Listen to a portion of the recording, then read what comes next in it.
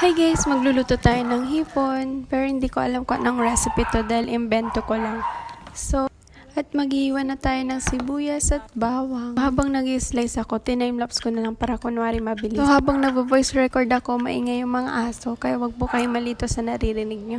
So pagkatapos na natin hinugasan at nilinisan yung hipon, isusunod natin yung kawali. Nilagyan ko ng mantika. Hulog na natin yung bawang. O, mekos-mekos na yan. Tapos, sibuyas. Tapos, dali.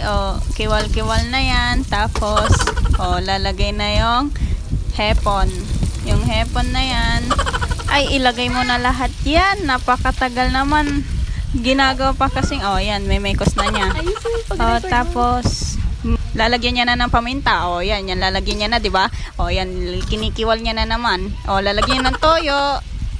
Bilis, toyo na yun. Ano 'yan? Soy, ano 'yan?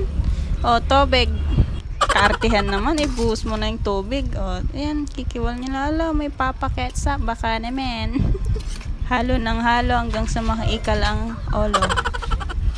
Tapos, wow! Charan!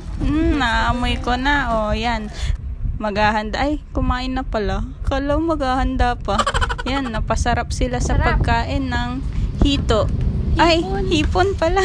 Ay, bungal.